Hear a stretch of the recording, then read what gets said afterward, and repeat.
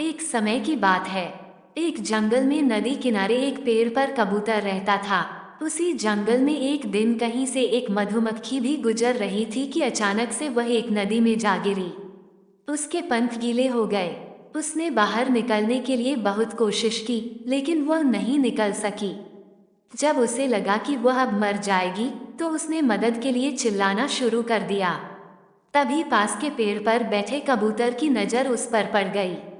कबूतर ने उसकी मदद करने के लिए तुरंत पेड़ से उड़ान भर ली। कबूतर ने मधुमक्खी को बचाने के लिए एक तरकीब सोची। कबूतर ने एक पत्ते को अपनी चोंच में पकड़ा और उसे नदी में गिरा दिया। वह पत्ता मिलते ही मधुमक्खी उस पर बैठ गई। थोड़ी ही देर में उसके पंख सूख चुके थे। अब वो उड़ने के लिए तैयार थी। उसने कबूतर को जान बचाने के लिए धन्यवाद बोला। उसके बाद मधुमक्खी वहां से उड़कर चली गई। इस बात को कई दिन बीत चुके थे।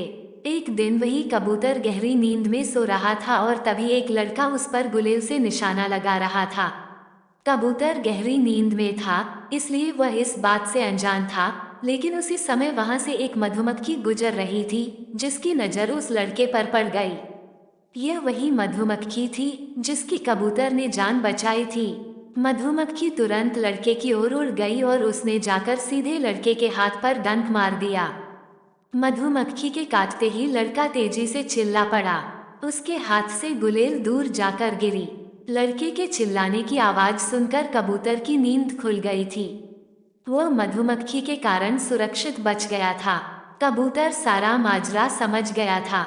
उसने मधुमक्खी को जान बचाने के लिए धन्यवाद बोला और दोनों जंगल की ओर उड़ गए।